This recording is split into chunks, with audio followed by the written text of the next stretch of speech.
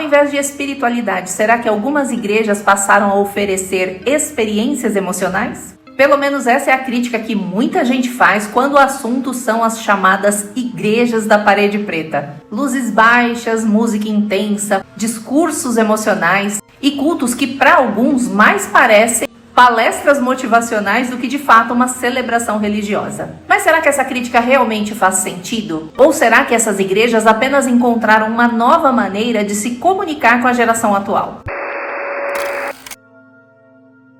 E no Relatos da Internet de hoje eu trouxe aqui relatos de pessoas que fizeram parte dessa igreja, que migraram para outras, e também pessoas que fizeram o movimento contrário, faziam parte de igrejas mais tradicionais e acabaram se adaptando a essa nova realidade. E você já frequentou ou ainda faz parte de uma igreja desse estilo? Se você faz parte de alguma dessas igrejas, conta aqui pra gente nos comentários o que nesse ambiente fortalece a sua fé, te aproxima de Deus e que te ajuda a crescer como cristão. E se você saiu, conta aqui pra gente também qual foi a sua experiência, o que te motivou a ir embora ou mudar para uma outra igreja.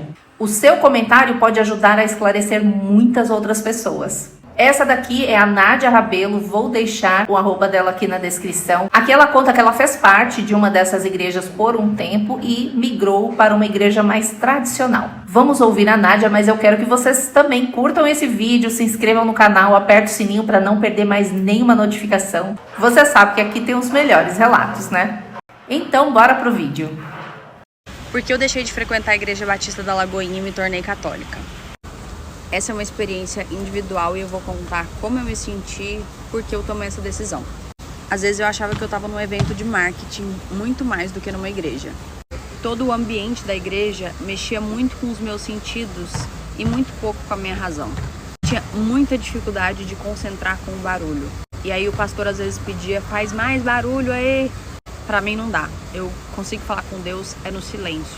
Eu preciso parar de ouvir o mundo, olhar pra dentro e me silenciar. Eu me distraía muito com as pessoas o tempo inteiro no celular. Eu mesma não conseguia ficar uma hora ali para ouvir a palavra sem checar o celular, porque você entra naquela onda de que tá todo mundo querendo filmar, todo mundo quer tirar uma foto, todo mundo quer postar ali a localização de que estava na igreja. E aquilo tudo era uma experiência. Dentro da igreja existiam vários produtos. E claro, tá, calma, antes do surto, eu não tô dizendo que a igreja faz tudo errado, não. Tem muitas coisas boas, muitas obras de caridade que a igreja faz. Muitas pessoas que às vezes estavam numa vida completamente perdida e ali caíram a ficha de que precisava de Jesus. Sim, isso tudo é muito positivo. Só que ainda assim, tudo isso é superficial. E eu tinha que ficar numa fila de 1 hora para poder sentar num lugar um pouquinho mais na frente na igreja para conseguir prestar atenção. Fora as questões lá da área VIP. Sim, gente, existe uma área VIP e tudo bem. Eu entendo que as pessoas são sem noção e perturbam pessoas que são públicas. Mas aí é que é o ponto. Por que que então o pastor lá na frente não incentivava essas pessoas a, por exemplo, não usarem o celular? Gente, ó, vamos todo mundo deixar o celular, não perturbar o fulano e o ciclano, aqui é um momento de concentração. Mas pelo contrário, as pessoas são incentivadas a ficarem usando o celular o tempo todo, porque precisa filmar, porque é Reels, é conteúdo e sabe, essa coisa acelerada. Isso estimula muito mais a ansiedade das pessoas, sabe? No culto de jovens, eu achava que as meninas estavam se vestindo muito semelhante ao mundo e às vezes até parecendo meninas, assim, umas calças largonas, uns tênis tipo skater, uma vibe meio tipo, vamos nos equiparar ao mundo. E eu não tava a fim de ficar usando moletom largão e tênis de skatista. Todas as vezes que tinha algum apelo emocional, sempre tinha uma música que mexia com o seu corpo. Então, uma bateria forte, algo que gerasse uma frequência ali vibracional, que todo mundo entrasse naquela frequência. E eu não acho que isso é o Espírito Santo, isso era só uma frequência. Eu deixei de frequentar a Igreja Batista da Lagoinha, parte 2. Minhas terças proféticas começaram a ser um stand-up comedy. O pastor ficava a maior parte do tempo contando historinhas da vida dele, coisas engraçadas, a gente ria e tá tudo bem. Mas pra isso eu prefiro comprar o ingresso do Jonathan Nemer. Não assistir o culto, entende? Um monte de gente ali fica procurando pessoas famosas pra poder tirar foto. Eu acho desrespeitoso ficar comendo na hora do culto. Então, tipo, um monte de gente leva a pipoca lá pra dentro, aí fica pipoca caindo, pipoca no chão, gente comendo. Eu acho desrespeitoso. Sempre em momentos de apelo emocional, é tocado uma música no piano, uma frequência. E eu acho que isso é uma simulação artificial para tocar suas emoções de uma forma artificial. Às vezes tem mais anúncio antes do culto do que o culto em si. Não dá para ler a Bíblia direito de tão escuro que é. Eu achava estranho fazer um apelo para dízimo e ofertas. Na minha cabeça coloca o Pix lá e, bom, quem se sentir à vontade, bem, quem não se sentir, amém. Deixa as pessoas à vontade. Esse daqui é o perfil O Caprini e ele traduz bem quais as críticas que as pessoas fazem em relação a essa igreja. Vocês já ouviram falar do termo igrejas TikTok? São essas igrejas que elas tentam de todas as formas se americanizar. Na realidade, elas se chamam de church e simplesmente elas têm uma parede preta, luz no fundo, aquele som para te hipnotizar, para você jurar que você está tendo uma conexão com Cristo, mas o foco dessa igreja não é mais Jesus Cristo, mas sim mostrar qual é o look do dia, ou simplesmente no meio do culto, eles do nada fazem uma rave, ou nessas igrejas tem até área VIP. Aí, pessoal, tem um pastor que ele parece que meio um coach, tá bom? Ele se veste com roupas, blusas normais, com uma bermuda, ele vai de chapéu e ele parece um coach, tá bom? Dizendo, você é um escolhido, você é um guerreiro. Ele só abre a Bíblia num versículo que convém para trazer o viés de confirmação daquilo que ele quer dizer. Porque o importante ali não é Jesus Cristo, tá bom? É ele. Eles também já não falam, por exemplo, o nome de Jesus em português. Agora é Jesus. E hey man, come on Jesus. E aí depois eles dizem, venha viver o extraordinário. Mas que extraordinário é esse se quando você abre o Instagram dessas pessoas, a primeira coisa que eles querem fazer é demonstrar pra você que eles têm um vínculo com Deus, abrindo aquele livro que eu acho meio duvidoso, que se chama Café com Deus Pai, só para dizer que estão fazendo devocional porque se tornou cool, se tornou legal, se tornou uma forma interessante ser de Jesus Cristo. E fica aquela situação, se a porta é estreita, o porquê parece tão fácil servir a Jesus Cristo? Eu fico me perguntando também que se a palavra de Jesus Cristo diz, ide a todo mundo e pregai a toda criatura, o porquê essas igrejas segregam qualquer pessoa que não faça parte do seu fenótipo bem na porta. E eles ficam gritando assim, vem ser voluntário, olha o que acontece com o voluntário, ao invés de falar, vem conhecer a Cristo. Gente, pelo amor de Deus, o que aconteceu? A igreja virou uma agência de marketing, um comércio para arrecadar mais dinheiro? Queridos, eu tenho uma coisa para dizer para vocês. Isso não é igreja. Isso é apenas uma agência de marketing, de publicidade, de alguma coisa que te faz dizer pensando que você está tendo alguma conexão com o Altíssimo. Mas você está vazio. Ele pegou pesado, hein? Essa daqui é a Grace Reis e ela tem uma explicação bem bacana sobre o que é uma igreja da parede preta. Afinal, o que é igreja de parede preta e o porquê as igrejas estão pintando as suas paredes de preto? Eu acho que essa é a pergunta que eu mais recebo nas minhas redes sociais. Bom, o que sabemos é que pintar as paredes de um templo e de uma igreja, tanto do altar quanto do púlpito, é única e exclusivamente uma estratégia de multimídia e de atenção. Como assim, Grace? Vou explicar pra vocês. Acontece que numa live, numa gravação, a parede preta vai destacar tanto a iluminação pro foco da pessoa que vai estar ministrando, quanto as pessoas que estão ali dispostas no vídeo. Dessa forma, qualquer distração, seja feita por caixa de som, microfones ou fios, qualquer coisa que poluiria o vídeo, elas automaticamente desaparecem, elas se tornam parte de um todo. Então isso torna vídeos e lives mais profissionais. Sem contar que a iluminação também vai ajudar no cenário e é como se você não precisasse de mais nada. A iluminação e a parede preta já faz absolutamente tudo. Isso, claro, no digital, mas o que a parede preta beneficia no físico, no culto presencial? Bom, acontece que a parede preta ela vai dar o foco para quem está ministrando a palavra, para quem está falando com o público. Isso também vai evitar distrações. Então, a pessoa que está lá vai ter a atenção de todo mundo que está assistindo. A ideia da parede preta é que a atenção fique focada única e exclusivamente para quem está ministrando, tanto numa live, tanto no multimídia, quanto no presencial. É claro que essa estratégia veio de outro país, mas se você reparar, aqui no Brasil a gente já usa ela em alguns lugares, como teatros, shows e cinemas. Quem trouxe essa estratégia aqui para o Brasil foi o pastor André Valadão através da sua igreja Lagoinha. E este é o motivo do porquê tem tantas igrejas pintando a parede de preta. Algumas igrejas são consideradas mais modernas porque estão pintando a parede de preto. Mas você também vai ver igrejas tradicionais fazendo lives ou transmitindo o seu culto ao vivo. Isso não diferencia em nada e também não significa nenhum ritual ou nenhuma doutrina das igrejas. Também não significa que uma igreja tradicional que não tem a parede preta é menos moderna do que uma igreja que tem a parede preta. Não tem nada de diferente e de místico em uma igreja ter a parede preta. Então vê lá. O importante é que a palavra de Deus seja pregada. A igreja tendo a parede preta ou tendo a parede branca. O importante é que o Espírito Santo de Deus esteja lá. É interessante a explicação da Grace, porque deu para notar que é uma igreja para essa nova geração, é uma igreja muito jovem, né? E ela trabalha muito com a internet, então eu acredito que eles utilizem dessas técnicas para ter um melhor resultado nas redes sociais e chamar a atenção de uma forma diferente das outras. Essa daqui é a Isabel Franco e ela é membro de uma dessas igrejas. Vamos ver o que ela fala sobre isso. Eu odeio o ibope que dão pra igreja da parede preta. Certo ou errado, pode ou não pode, de Deus ou não é. Não me entenda mal, eu sou de uma igreja que tem a parede preta. O grande problema é que o foco que deveria estar em Cristo está sendo miradas para discussões entre cristãos sobre cor de parede. Será mesmo que cor de parede é pré-requisito para salvação? Será que lá no céu vai ter filas separadas para quem adorava de luz acesa e quem adorava de luz apagada? Será que Deus recebe diferente um worship ou um corinho de fogo? Eu acho que não. É triste ver como algo tão trivial como a cor de uma parede pode distrair os cristãos do verdadeiro propósito da igreja, que é distribuir a mensagem da fé em Cristo, o evangelho, de pregar as boas novas. A maturidade espiritual vem quando focamos naquilo que realmente importa, amar a Deus sobre todas as coisas e amar o próximo como a nós mesmos.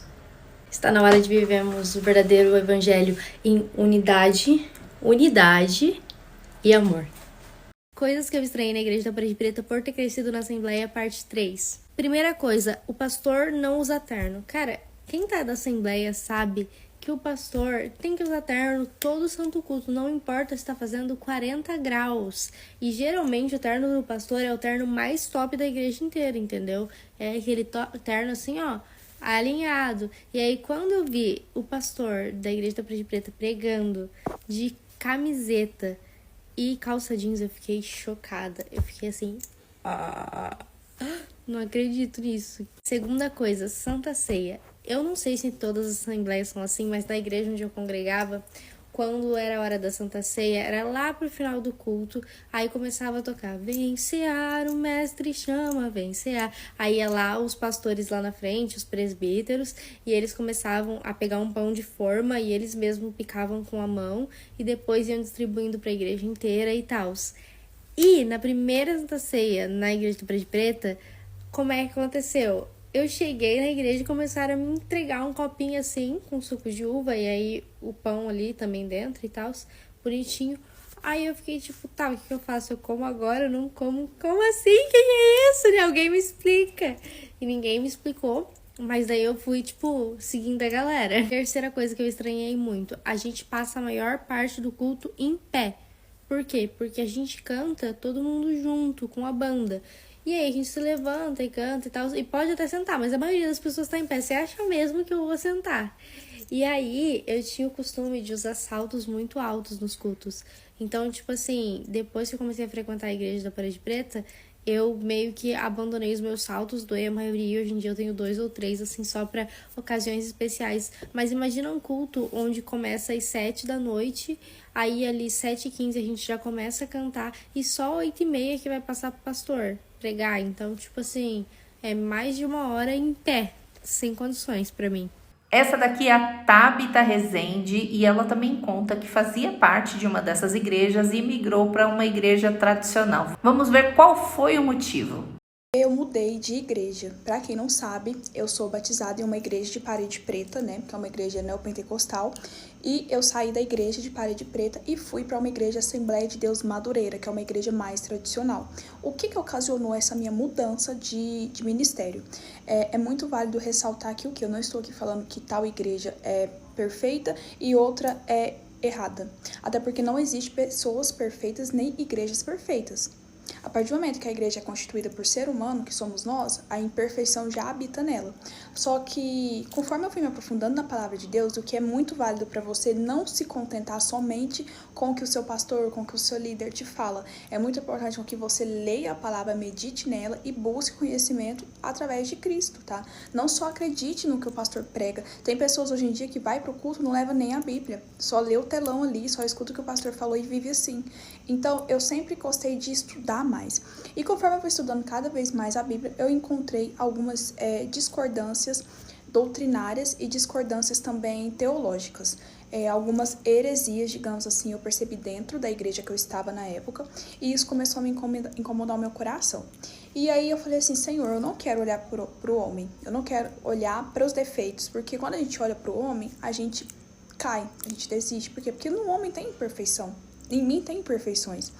E aí eu passei por um longo processo de me reconectar. Durante esse processo, eu visitei igrejas que expulsavam demônios, que revelavam placa de telefone, de carro. Gente, eu visitei tudo quanto é tipo de igreja, tá? Das mais heréticas até as mais malucas que podem existir. E eu vi muito lugar doido, eu posso trazer depois um relato pra vocês. E o meu marido, ele foi batizado na Assembleia de Deus da Madureira. Só que o meu marido, ele já é um crente mais atual, porque ele se converteu tem 3 anos. Eu cresci dentro do evangelho, passei um tempo afastada, mas eu cresci dentro do evangelho. Então, por que eu não queria ir para a Assembleia? Na igreja de Parede Preta, nós não tínhamos tanto essa doutrina. Nós não éramos doutrinados de você não pode isso, você não pode aquilo, você tem que fazer isso, você tem que fazer aquilo, e etc. Era um lugar assim, onde a adoração a Deus era realmente muito forte, então todos os cultos a gente louvava, adorava. Só que eu não queria ter que abrir mão de algumas coisas que eu tinha. Por exemplo, eu ia pra igreja e eu ia pra balada também. O Espírito Santo ainda não havia me convencido disso. E eu já era batizada e já, tomava Santa Ceia na outra igreja. E aí eu passei um tempo congregando somente na minha casa. Eu fazia culto no lar, orava, jejuava. E pra mim, eu tava feliz assim. Pra mim, eu pensava assim, não, eu não preciso de igreja. Até que estudando cada vez mais a palavra, eu entendi que sim, nós precisamos estar dentro de um templo de construção mesmo, para congregar. Porque é dentro do templo que nós iremos nos fortalecer. E meu maior medo, meu maior receio era principalmente pelas minhas tatuagens. Como vocês sabem, eu tenho tatuagens que foram feitas no período que eu estive afastada da presença do Senhor. E eu tinha muito medo, por ser igreja de assembleia, são igrejas que têm um pouco mais de doutrina, eu tinha muito medo de ser renegada, de sofrer preconceito, das pessoas me olharem torto, porque a gente tem um trauma com a igreja. Quem já foi desigrejado, quem já foi afastado da presença, na maioria das vezes foi porque foi ferido pela igreja. Esse vídeo vai ficar um pouquinho longo.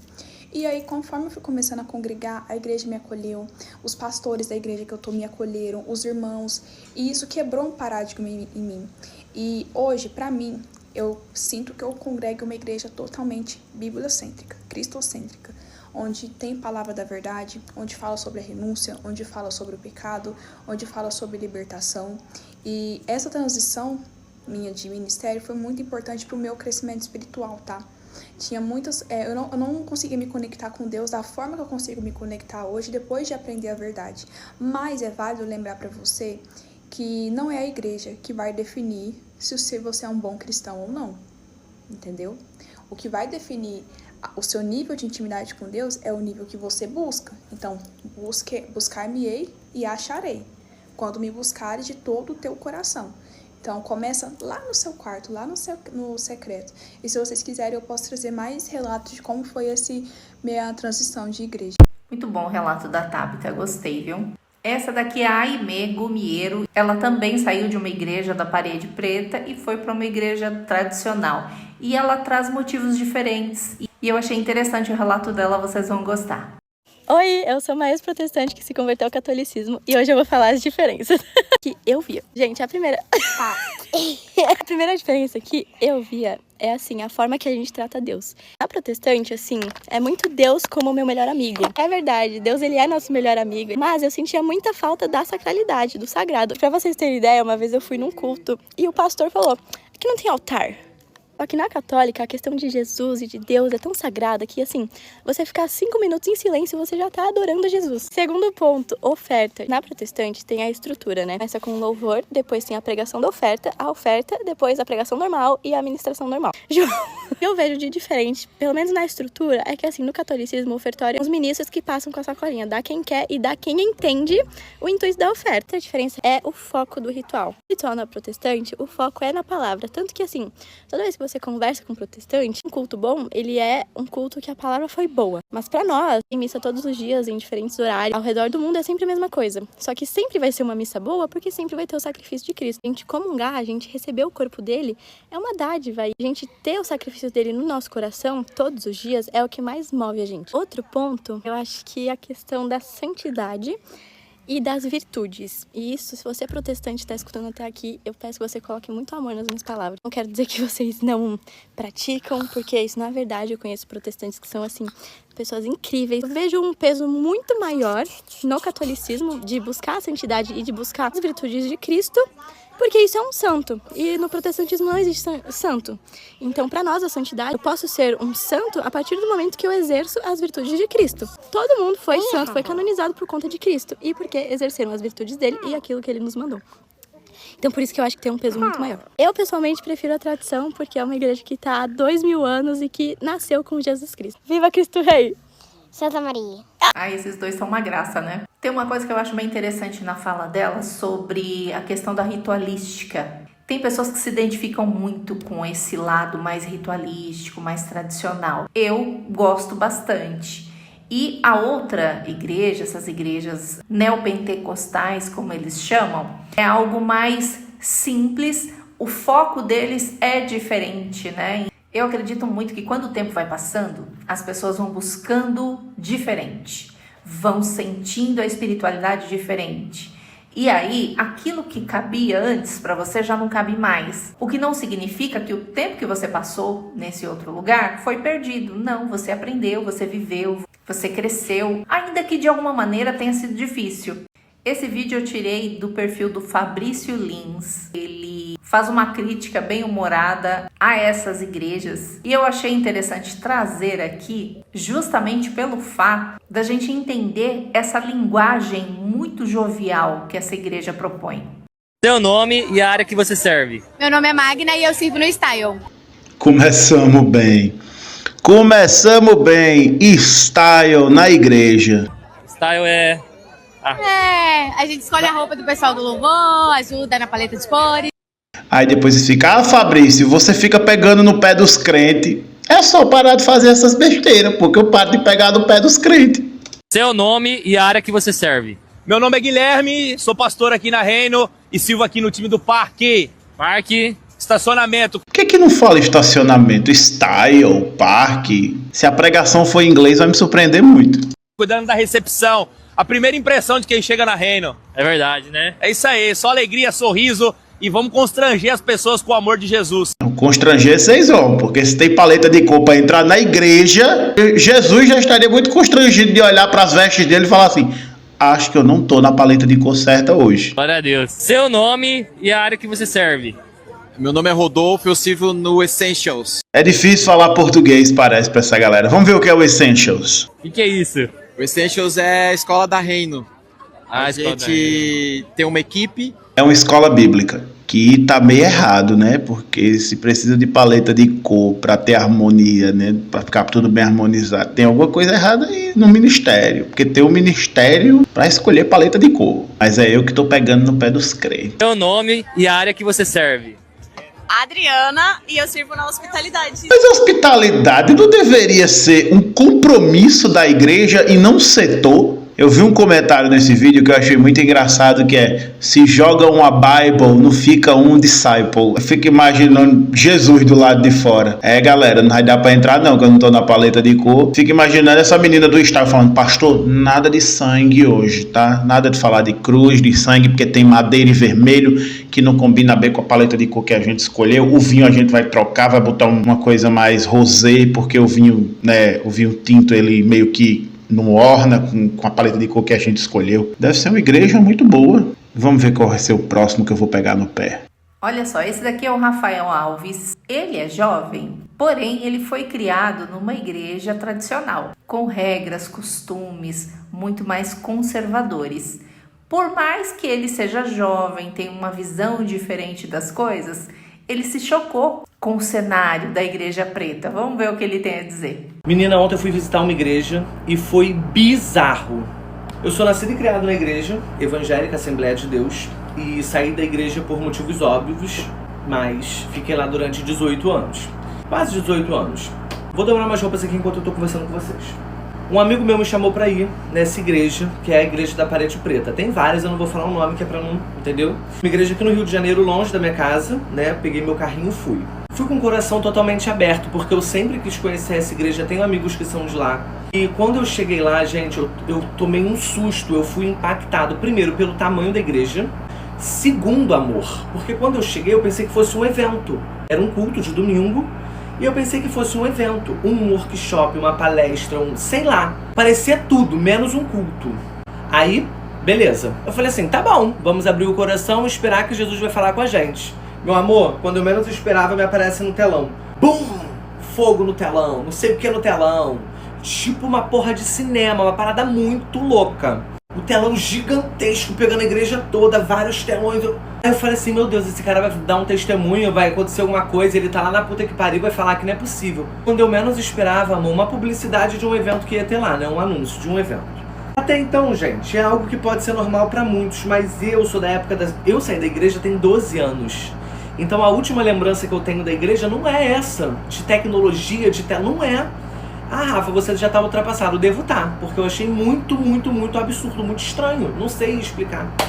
Telão, troço, girando, não sei o que. Quando eu menos esperava, era o anúncio do troço. Eu já fiquei mais puto ainda, já fiquei chocado. O pastor vinha, aí ele fazia aquele papo de coach. Pá, o coach, não sei o que. Fazer uma lavagem cerebral na mente do povo. Que você tem que participar. E se você frequenta aqui, você ainda não participou, você tá errado. Você não pode vir pra cá sem participar disso. O negócio deve ter a inscrição no valor de R$8.000, no mínimo. Entendeu? Tô brincando, gente. Eu não sei o valor da inscrição, tá? Mas com certeza é pago. E aí ele tava lá, né? Graças a Deus. A igreja crescendo, expandindo. Ah, que a gente abriu, não sei o quê. Enfim. Aí vem um louvor na hora da oferta. Ele fez aquele papo de culto da oferta. E eu tô ali assim, ó. Eu tô ali assim, ó. E o que que tá acontecendo, gente? O que que tá acontecendo? Cadê Deus? Na hora da oferta o povo veio, cantou, louvou, aquela coisa bonita. O povo canta muito bem lá, muito bem mesmo. As meninas muito bem arrumadas, tinha um menino lá na banda, enfim, gente. O louvor muito bonito, não senti a presença de Deus também no louvor, em momento nenhum. Acho que eu já estava impressionado demais pra sentir, não é possível. Aí veio a pregação. Ele começou a falar, uma coisa muito bonita, o tema no telão, uma coisa assim de filme mesmo, gente. Totalmente diferente do que eu estava acostumado enquanto eu frequentava a igreja. Assembleia de Deus há 12 anos atrás. E aí, quando eu menos esperava, eu tô curtindo a pregação, ele, né, palavra muito legal, bacana, estudada, ensaiada, tudo. Quando eu menos espero, amor, ele me mete uma publicidade de uma marca no meio do babado, mas não parecia publi. Porque eu conheci o João, lá da puta que pariu. E o João é milionário, dono da marca tal. E se você for olhar a marca tal, de 2 em 2 metros, tem um não sei o que escrito. Gente, eu fiquei... E o pastor tava falando que esse João, que eu não vou falar o nome, né, gente? Nem a marca. O pastor tava falando que esse João, ele abriu os olhos do pastor a construir não sei quantas igrejas no sertão. Aí ele abriu, sei lá, 10 igrejas nesse lugar aí. Que eu não vou falar também o nome. 10 igrejas, tá? Mais 10 igrejas. E a igreja dele é gigante aqui no Rio de Janeiro já, né? Conclusão, gente. O culto acabou. Aí ele falou das células que tem, né? Tem várias células espalhadas pelo Rio de Janeiro todo, pelo mundo todo. E todo mundo que vai nessa igreja, como ela é muito grande, você tem que participar de uma célula. Senão você não consegue se adequar lá no babado. Um negócio desse aí. E aí, amor? A palavra acabou, o culto acabou, ele orou pelo final do culto. E não teve o apelo, gente. Não teve o apelo. Como é que acaba o culto e não tem um apelo? Amor, você quer aceitar Jesus? Tem alguém aqui hoje que não conhece Jesus, que veio visitar, quer aceitar, quer se reconciliar? Amor, não teve o apelo. Como que não tem apelo no caralho do final do culto? Eu saí de lá apavorado. Você pode falar o que você quiser, você pode me julgar, não tem problema nenhum. Eu fui com o coração aberto de verdade. Eu falo com Deus todos os dias. Na minha casa, eu me arrepio, eu sinto a presença de Deus, eu louvo o nome do Senhor dentro da minha casa. Mas lá, eu não senti absolutamente nada. Nada. Não sei se eu vou voltar, quero voltar pra tentar dar uma segunda chance. Meu amigo é de lá, os outros amigos que foram comigo gostaram. Mas eu, gente, não consegui gostar. Foi bizarro pra mim, bizarro. Eu acho maravilhoso ver os dois lados da moeda, né? Entender como que as pessoas, elas recebem algo novo, algo diferente, o quanto isso impacta dentro delas, né? Eu acredito que esse rapaz seja um pastor dessas igrejas de parede preta. Não sei o arroba dele, se vocês souberem, deixa aqui nos comentários. Mas eu peguei esse vídeo no perfil O Caminho Evangelista. Eu achei interessante trazer, né, a visão de um pastor, de alguém que faça parte da liderança, para a gente tentar entender melhor. A melhor explicação do porquê igreja com a parede preta. Tem algumas pessoas que falam assim, por que igreja preta? Porque os nossos olhos são atraídos para a luz. Então você não tem perda de atenção. Um dos motivos é uma canalização, na verdade, cognitiva, para que você não perca a atenção. Segundo, por que deveria ser branco? O centro espírita é branco. Por que deveria ser azul? Eu já vi centro espírita azul. Só não é rosa porque eu não gosto de rosa. Eu já ouvi pessoas dizendo, na igreja de Elfa é tudo preto, ainda tem luz lá dentro, parece discoteca, parece boate. Irmão, eu não sei, porque eu nunca fui em boate. Mas eu te garanto que a presença de Deus é mais forte do que uma boate. Se a presença de Deus chegar na boate, é arriscado todo mundo da boate se converter. Então não é a luz, não é a parede, é a presença que faz toda a diferença. Então isso não é trazer o mundo para dentro da igreja. Preste atenção para que você não seja ignorante no que você está dizendo e julgando. Porque Paulo fala assim, não vos conformeis com o pensamento deste mundo, mas transformai-vos pela renovação do vosso entendimento. É o pensamento do mundo. Até porque João 3,16 Deus fala, a Bíblia fala algo interessante de Deus, porque Deus amou de tal maneira que deu Jesus. Então começa a encrencar, porque a gente está vivendo no mundo. Esse daqui é o Tiago Rosa, ele é um teólogo. Eu achei interessante também trazer a visão de um teólogo. Ele se diz aqui teólogo reformado, seminarista presbiteriano. Afinal de contas, qual é o problema das igrejas de parede preta? Qual o problema das churches? Bom, o fato da parede ser preta não diz muita coisa, mas qual é o erro fundamental do neopentecostalismo e por que muita gente pega bastante no pé das igrejas por causa disso? A verdade é que se você entra numa igreja evangélica hoje, não importa qual seja, qual a denominação, existe uma grande chance de você estar dentro de um sistema que não é cristão. O sistema que fala de Jesus, que cita a Bíblia, que tem cara de cristão, que tem jeito de cristão, que usa palavras cristãs, mas que no fundo adora um Deus que não é o Deus cristão. Por quê? Porque existe uma mistura de adoração a Deus, de teocentrismo, de colocar Deus no centro, com antropocentrismo, de colocar o homem no centro. O neopentecostalismo coloca você no trono de Deus. Coloca Deus como servo e o homem como centro.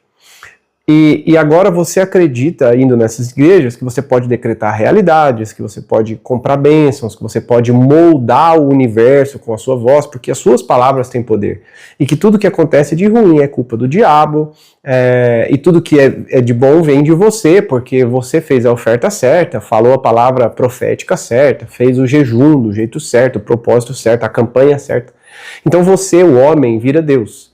O neopentecostalismo, ele não nasce no Brasil. Ele nasce nos Estados Unidos na década de 50 e 60, e pregadores americanos como Oral Robertson, Kenneth Hagin, Kenneth Copeland, eles criam uma teologia misturada, uma teologia da prosperidade, que pega ideias bíblicas, mas que coloca ideias de decreto, de que você pode decretar realidades na existência. Então, nos anos 70, essas doutrinas chegaram no Brasil e foram reelaboradas pelas igrejas, a Igreja Universal do Reino de Deus, que foi fundada em 77, por exemplo, né? E aqui no Brasil, o neopentecostalismo, ele ganha essa característica própria de incorporar um sincretismo de religiões brasileiras com esse falso cristianismo. Então, divulga campanhas financeiras agressivas, usa símbolos como sal grosso, por exemplo, que são de outras religiões. Só que a raiz teológica é americana, e ela já vem envenenada. Então, existem 4 pilares que sustentam o neopentecostalismo. E cada um desses pilares contradiz o que a Bíblia ensina. Então, o primeiro pilar é a teologia do medo.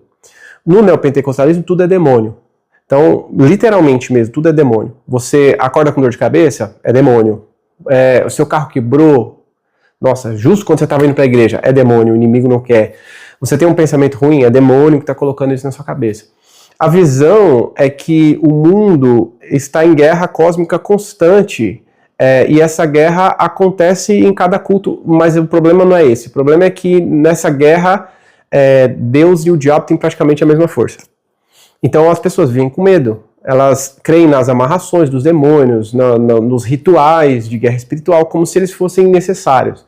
Só que na teologia reformada, por exemplo, Deus é soberano, absolutamente soberano. Nada acontece fora do controle de Deus. Se a gente lê Hebreus 1:3, vai dizer o seguinte: Cristo conserva todas as coisas pela palavra do seu poder. Quer dizer, é Cristo que sustenta tudo. Até os demônios. Até a ação dos demônios, ela só é permitida por Cristo. Então o seu papo não tem que ser com os demônios, mas tem que ser com Cristo. Então quando você vive com medo desses demônios, você está vivendo na prática como se Deus não fosse soberano. Tiago 4:7 vai dizer: sujeitai-vos a Deus, resisti ao diabo e ele fugirá de vós. Isso não é poder para dominar os demônios, é submissão a Deus, é sujeitai-vos a Deus. Segundo pilar, é a confissão positiva e as palavras proféticas. Quer dizer, a confissão positiva, ela ensina que as palavras criam realidades. Se você fala, eu sou rico, você é rico. Se o pastor fala uma palavra profética, entre aspas, isso se torna verdade. Essa doutrina vem do Novo Pensamento, do século XIX, que foi filtrada e remodelada por Kenneth Hagin e Oral Roberts. A Bíblia refuta completamente essa ideia. Gênesis 1:3 vai dizer: e disse Deus, haja luz, e houve luz. A palavra é enviada por Deus e ela que cria. A palavra bará é Deus que fala, né? Hebreus 11:3, por exemplo, diz que os mundos foram criados pela palavra de Deus. O termo hebraico bará, criar do nada, é exclusivo de Deus. Ele não é usado para o homem em momento nenhum. Provérbios 19:21 diz que muitos propósitos há no coração do homem, mas o desígnio do Senhor permanecerá. Ou seja, você pode até fazer planos, mas é a vontade de Deus que se cumpre, não a sua. Jesus não decretava nada, Jesus se sujeitava à vontade de Deus. Em Lucas 22:42, no Getsemane, Jesus vai orar dizendo: Pai, não se faça a minha vontade, mas a sua. Quer dizer, o Filho de Deus se submete à palavra de Deus. Se Jesus se submetia, quem somos nós para decretar? Então, as palavras, entre aspas aqui, né, as palavras proféticas dos pastores não são profecia bíblica. A profecia é a revelação infalível de Deus, e a gente tem a Bíblia já completa, que é o sola escritura. Terceiro pilar, as campanhas financeiras em troca de vitória. No neopentecostalismo, você oferece dinheiro ou algum tipo de oferta para receber bênção. Existe um caso de uma igreja que vendeu um martelo de madeira por R$1.000 para quebrar maldições. É sério isso. As campanhas são sempre iguais. Você oferece R$900 e recebe um milagre. Isso é transação, isso é mercado da fé. Deus não pode ser comprado. E é isso que a gente precisa entender. Isso resgata uma lógica pagã, que é o sacrifício para você aplacar a ira de uma entidade. A teologia reformada vai ensinar o sola gratia, a graça sozinha, imerecida, que não pode ser comprada. Cristo pagou na cruz o preço que você deveria pagar. O que Deus dá agora é graça pura. Se uma doutrina parece um negócio, então ela é heresia. Quarto pilar, centralidade humana contra a soberania de Deus. Isso é importante. O neopentecostalismo coloca o homem no centro das coisas. No cristianismo reformado, quem está no centro é Deus. Então, Deus está de maneira absolutamente soberana. Isaías 46, 9 e 10 vai dizer o seguinte: eu sou Deus que anuncio o fim desde o princípio. Meu conselho há de ficar de pé e eu farei toda a minha vontade. Quer dizer, Deus anunciou o fim desde o começo.